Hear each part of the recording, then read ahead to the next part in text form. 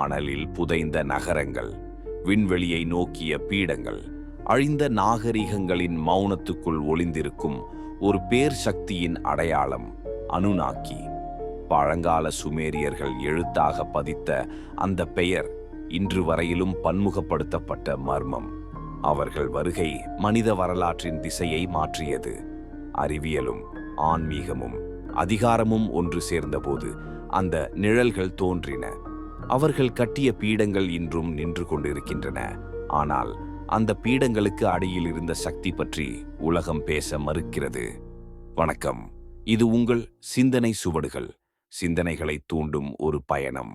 சுமேரிய புராணங்களில் வானிலிருந்து பூமிக்கு வந்தவர்கள் என விளக்கப்படுவது மிகுந்த ஆழமும் மர்மத்தையும் கொண்டதாகும். மேசோபொட்டேமியாவின் மண்ணில் தோன்றிய சுமேரிய நாகரிகம் உலகின் முதன்மையான நாகரிகங்களில் ஒன்றாக கருதப்படுகிறது. இந்நாகரிகத்தின் புராணங்களிலும் கல்வெட்டுகளிலும் சிற்பங்களிலும் அன்னூனாக்கி என அழைக்கப்படும் வானவர்களின் வரலாறு குறிப்பிடப்பட்டுள்ளது. அன்னூனாக்கி என்பது அன்னு வானம் மற்றும் நாகி தலைவர்கள் அல்லது வம்சத்தினர் என்ற சொற்களில் உருவானதாகவும், அதாவது வானத்திலிருந்து வந்தவர்கள் என்ற பொருளை தருவதாகவும் கூறப்படுகிறது. இவர்கள் வானிலிருந்து பூமிக்கு இறங்கியவர் என சுமேரியர் நம்பினர். இவர்கள் உயர்ந்த அறிவு, அபார சக்தி மற்றும் மனிதர்களுக்கு வாழ்வும் நாகரிகமும் அளித்தவர்களாக கருதப்பட்டனர்.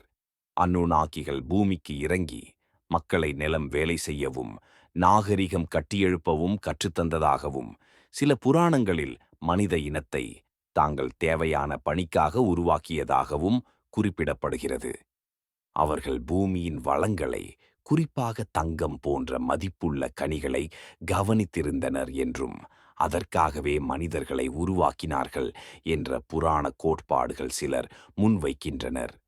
இக்கதைகள் வெறும் கால் புராணங்களாக இல்லாமல் சுமேரியர் பின்னிய கல்வெட்டுகளில் சில நேரங்களில் மிக நுணுக்கமான விவரங்களுடன் குறிக்கப்படுவதால் அவை தொல்லியல் மற்றும் பழங்கால ஆய்வாளர்களிடையே மிகுந்த ஆர்வத்தை ஏற்படுத்துகின்றன. அந்த காலத்திற்கே தகாத அளவுக்கு மேம்பட்ட அறிவியல் புரிதல்கள், விண்வெளி பற்றிய நுணுக்கமான அறிவு போன்றவை இந்த கதைகளில் இடம்பெற்றிருப்பது அவை உண்மையிலேயே எந்தவிதமான ஆதாரங்களை கொண்டிருக்கின்றன என்பதற்கான கேள்விகளை தூண்டிவிட்டன. எனவே சுமேரிய புராணங்களில் வானிலிருந்து பூமிக்கு வந்தவர்கள் என கூறப்படும் அன்னுநாக்கிகள் ஒரு தேவ தூதர்கள் போலும், பிற கிரகங்களில் இருந்து வந்த உயர் நாகரிக உயிரினங்கள் போலும் மனித வரலாற்றில் இழைக்கப்படாத ஒரு புதிராகவே திகழ்கின்றனர். நிபிரு என்ற புதிரான கிரகத்தின் கதை சுமேரிய புராணங்களிலிருந்து தோன்றிய ஒரு மர்மமயமான மற்றும் ஆழமான கூறாக இருக்கிறது. சாக்கரியா சிட்டீன் என்ற வரலாற்று ஆய்வாளர் மற்றும் எழுத்தாளர் சுமேரிய கல்வெட்டுகளின் அடிப்படையில் இந்த கோளின் இருப்பை முன்வைத்தவர். அவரது கூற்றுப்படி நிபிரு என்பது சூரியனை சுற்றி நீண்ட வட்டப்பாதையில் சுற்றும் ஒரு 6ஆம் அல்லது 10ஆம் கிரகம் என கூறப்படுகிறது. இது நம் சூரியன் குடும்பத்தில் உள்ள மற்ற கிரகங்களைப் போல் அல்லாது, சுமார் 3600 ஆண்டுகளுக்கு ஒரு முறை பூமிக்கு அருகில் வந்து செல்லும் ஒரு திசையற்ற வானகோள் என விவரிக்கப்படுகிறது. இந்த நிபிருவிலிருந்தே அன்னூனாக்கிகள் பூமிக்கு வந்ததாகவும், அவர்களின் வருகை மனித இனத்தின் வரலாற்றில் பெரிய புரட்சியை ஏற்படுத்தியதாகவும் சிட்டீன் தன் ஆய்வுகளில் குறிப்பிடுகிறார். நிபிரு சுமேரியர்களின் விண்வெளி அறிவியல் புரிதலின் ஒரு பகுதியாகவும், கடவுள்களின் ஊரான வானகால நகரம் எனவும் விளக்கப்படுகிறது. இந்த கிரகத்தில் உயிர்கள் இருந்தன. அவை அறிவும் மேம்பட்ட தொழில்நுட்பமும் கொண்டிருந்தன. பூமியின் வளங்களை பயன்படுத்தும் நோக்கில் அவர்கள் பூமிக்கு வந்ததாகவும், குறிப்பாக தங்கம் போன்ற கனிகளை சேகரிப்பதற்காக மனிதனை ஒரு வேலை செய்யும் உயிரினமாக உருவாக்கியதாகவும் இந்த கதைகள் கூறுகின்றன. சுமேரிய கல்வெட்டுகள், சில பிரசாதங்கள் மற்றும் படிமங்கள் ஆகியவற்றில் அவர்கள் விண்வெளியில் பயணித்தது, கோள்களின் இயக்கங்களை மிகத் துல்லியமாக கணித்தது மற்றும் வானியல், மருத்துவம், மரபணு அறிவியல் போன்ற துறைகளில் ஆழ்ந்த அறிவை பெற்றிருந்ததை காண முடிகிறது. சில கதைகளில் அன்னுநாக்கிகள் மனிதனை உருவாக்கிய முறைகள் மரபணு மாற்றங்களை அடிப்படையாக கொண்டதாக கூறப்படுகிறது. இது அவர்கள் ஜெனடிக் இன்ஜினியரிங்கின் மேதை நிலை அறிவை வைத்திருந்தனர் என்ற கூற்றுக்கு ஆதாரமாக கருதப்படுகிறது. மேலும் அந்த காலத்தில் தக்காத அளவுக்கு துல்லியமான கட்டிடங்கள், நேர்கோணங்களில் சீரான அமைப்புகள், துகள்மிக்க வெட்டுக்கள் போன்றவை அவர்கள் பயன்படுத்திய தொழில்நுட்பத்தின் மேம்பட்ட தன்மையை வெளிப்படுத்துகின்றன. பிரமிடுகள் போன்ற கட்டிடங்கள் அல்லது மேசோபொட்டேமியாவில் காணப்படும் சிகுராட்கள் போன்றவை மிகச்சிறந்த பொறியியல் திறனின் வெளிப்பாடுகளாக திகழ்கின்றன. அவர்களிடம் இருந்து சுமேரியர்களுக்கு பரந்த அறிவு வழங்கப்பட்டது என்று புராணங்களில் கூறப்படுகிறது. இது மனிதன் தன்னிச்சையான வளர்ச்சியால் அல்லாமல் ஒரு வெளிநாட்டு தொழில்நுட்ப உதவியால் மேம்பட்டிருக்கிறான் என்ற எண்ணத்தை உருவாக்குகிறது. சுமேரிய புராணங்களில் மனிதன் உருவான விதம் என்பது மிகவும் விசித்திரமானதாகவும் மர்மமயமானதாகவும் சித்தரிக்கப்படுகிறது. அந்த கதைகளில் மனிதன் இயற்கை முறையில் உருவானவன் அல்ல, அன்னூனாக்கிகளால் திட்டமிடப்பட்டு உருவாக்கப்பட்டவன் என வலியுறுத்தப்படுகிறது. இந்த கோட்பாட்டின் அடிப்படையில் நிபிரு கிரகத்திலிருந்து பூமிக்கு வந்த அன்னூனாக்கிகள் பூமியின் வளங்களை, குறிப்பாக தங்கம் போன்ற கனிகளை சேகரிக்க வேண்டிய கட்டாயத்தில் சிக்கிக்கொண்டனர். தொடக்கத்தில் அவர்கள் தாங்களே இந்த வேலைகளை செய்தனர், ஆனால் பின்னர் வேலை கூலிகள் தேவைப்பட்டனர். இதனால் பூமியில் ஏற்கனவே இருந்த மனித உயிரினங்களை ஜெனட்டிக் அல்லது மரபணு பொறிமுறைகளின் மூலம் மாற்றி நவீன மனிதன் என அறியப்படும் ஹோமோசாபியன்ஸ் இனத்தை உருவாக்கினார்கள் என்று புராணங்கள் கூறுகின்றன. இந்த செயற்கை உருவாக்கம் மனிதனை ஒரு தொழிலாளராகவும் பண்ணை வேலைக்காரனாகவும் பயன்படுத்துவதற்காக திட்டமிடப்பட்டதாகவும் கூறப்படுகிறது. அன்னுனாக்கிகள் தங்களுக்கு பணிவிடையாற்ற கட்டுப்பாடுடன் செயற்படும் ஒரு இனத்தை உருவாக்க விரும்பினார்கள். இதற்காக அவர்களின் மரபணுக்களை பூமியில் இருந்த மானுடவியல் முன்னோடி இனங்களுடன் இணைத்து ஒரு புதிய இனத்தை உருவாக்கினார்கள். சில சுமேரிய கல்வெட்டுகளில் மனிதன் மடிந்து போனதும், பசுமை நிலங்களை சுத்தம் செய்யத் துவங்கியதும், தங்க சுரங்கங்களில் வேலை செய்யத் துவங்கியதும் குறிப்பாக சித்தரிக்கப்படுகின்றன. இந்த காட்சிகள் மனிதன் தொடக்கத்தில் ஒரு உழைக்கும் கருவியாகவே பாவிக்கப்பட்டிருந்தான் என்ற கருத்துக்கு பலம் சேர்க்கின்றன. மேலும் இக்கதைகளில் வரும் மனித உருவாக்கம் தொடர்பான விவரங்கள் நவீன அறிவியலில் பயன்படுத்தப்படும் ஜீனோம் திருத்தம், IVF போன்ற தொழில்நுட்பங்களை ஒத்தவையாக உள்ளன. குறிப்பாக சுமேரிய புராணங்களில் மூளை அல்லது கருப்பை மற்றும் அணு போன்ற சொற்கள் இடம்பெறுவது இவை மரபணு மாற்றம் அல்லது விஞ்ஞான ஆதாரங்களை குறிக்கக்கூடும் என கூறப்படுகிறது. இது அந்த கால மக்களுக்குள் இருந்த அறிவியற் புரிதல்களின் மேம்பாட்டை உணர்த்துகின்றது.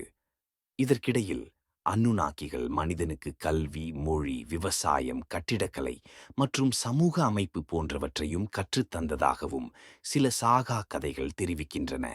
இவ்வாறு அறிவு செலுத்தப்படுவதில் கூட ஒரு திட்டமிடப்பட்ட நோக்கம், மனிதனை கட்டுப்படுத்தும் வகையில் அறிவை பகிர்தல் இருந்ததாக கூறப்படுகிறது. இதனால் மனிதன் முழுமையாக தன்னிச்சையான ஒரு உயிரினமாக அல்லாது ஒரு செயல்பாட்டு தேவைக்கேற்ப உருவாக்கப்பட்ட செயற்கை உயிரினம் எனும் கோட்பாடு உருவாகிறது. பெருங்கடல் வெள்ளம் பற்றிய கதைகள் உலகின் பல பண்டைய நாகரிகங்களிலும் ஒன்று போல் காணப்படுகின்றன. சுமேரிய நாகரிகத்தில இந்த வெள்ளம் தொடர்பான மிக முக்கியமான கதை உட்னபிஷ்டிம் எனும் கதாபாத்திரத்தின் மூலம் கூறப்படுகிறது.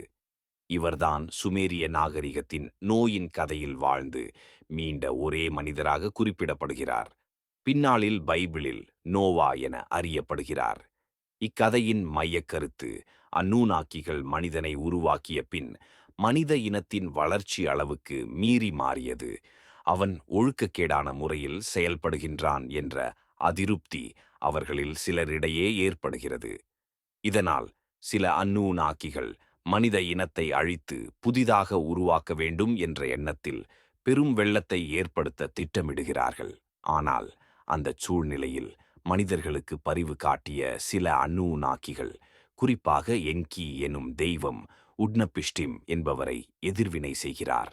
அவர் எதிர்வரும் பேரழிவை பற்றி உளராமல் கற்பனை கப்பல் ஒன்றை கட்டி தன்னுடைய குடும்பத்தையும் சில விலங்குகளையும் பத்திரமாக பாதுகாக்கச் சொல்கிறார். இதுவே பைபிளில் நோவாவின் பியாருக்கை போலவே இருக்கிறது. இந்த வெள்ளம் புவியின் பெரும்பாலான பகுதியை மூடியதாகவும் பெரும்பான்மையான மனித இனத்தை அழித்ததாகவும் கூறப்படுகிறது. வெள்ளத்திற்குப் பிறகு உயிர் வாழ்ந்தவர்கள் மட்டுமே மனித இனத்தின் புதிய ஆரம்பமாக விளங்கினார்கள் என சுமேரியரும் பிற நாகரிகங்களும் கூறுகின்றன. இது நாகரிகம் ஒரு முறையிலான அழிவுக்குப் பின் மீண்டும் உருவானது என்ற கருத்தையும் வலியுறுத்துகிறது. தொல்லியல் மற்றும் புராணக் கல்வெட்டுகள் வெளிப்படுத்துவது போல், வெள்ளத்திற்குப் பிறகு மனிதன் தனது பழைய அறிவுகளின் பெரும்பகுதியை இழந்துவிட்டான். முன்னைய உயர் அறிவும் தொழில்நுட்பத் திறனும் மறைந்து, மீண்டும் அடிப்படை நாகரிக கட்டமைப்புகள் மேம்படுத்தப்பட வேண்டிய அவசியம் உருவானது. இந்த நிலையில் சுமேரிய மற்றும் பிற பண்டைய நாகரிகங்களின் எழுச்சி ஒரு மறுபடியும் மனிதன் தன்னை வடிவமைத்ததை குறிக்கலாம். ஆனால் சில புராணக் கூறுகள் மனிதர்களுக்கு சில தேர்ந்தெடுக்கப்பட்ட அன்னுநாக்கிகள் மீண்டும் கல்வியும் வழிகாட்டலும் அளித்ததாகவும் தெரிவிக்கின்றன. இது மனிதன் தனக்குள்ள புதிய பிம்பத்தை உருவாக்கிய அதே வேளையில் கடந்த தெய்வீக தொடர்பின் நிழலையும் தன்னுடன் கொண்டு செல்ல ஆரம்பித்த காலமாக கருதப்படுகிறது. இந்த காலகட்டத்தில் ஒரு முக்கியமான மாற்றம் நடந்ததாக கூறப்படுவது அன்னுநாக்கிகள் நேரடியாக மனிதர்களுடன் தொடர்பு கொள்ளும் முறையை முற்றிலும் விலக்கிவிட்டனர் என்பதுதான். இவ்வாறு பெரும் வெள்ளத்திற்குப் பிறகு மனித இனத்தின் மறுவிழிப்பும் அதன் பின்னணியில் தொடர்ந்த அன்னுநாக்கிகளின் மர்மமும் சுமேரிய புராணங்களின் வழியாக நமக்கு பல பரிசோதனைகளை எழுப்புகின்றன. மரபுகளும் வாதங்களும் மற்றும் மறைக்கப்பட்ட வாய்ப்புகளும் ஒன்றாக சேர்ந்த இந்த பயணம் மனிதன் எங்கு தொடங்கினான், எவ்வாறு வளர்ந்தான், யார் வழிகாட்டியர் என்ற விசாரணைகளுக்கு புதிய கதைகளை திறக்கிறது. இந்த பயணம் இங்கேயே முடிவடையவில்லை. அடுத்த பகுதி அன்னுநாக்கிகள் மற்றும் நாகரிகத்தின் எழுச்சி எனும் தலைப்பில் பண்டைய நகரங்கள், கல்வெட்டுகள் மற்றும் கலாச்சார வளர்ச்சிகள் மூலம் ஆராயப் போகிறோம். அவர்கள் மறைந்தார்களா, இல்லை இன்னும் எங்கேயாவது உள்ளார்களா? இந்த கேள்விக்கு வழிகாட்டும் ஒரு புதுமுகத்திய பயணமாக அமையும்.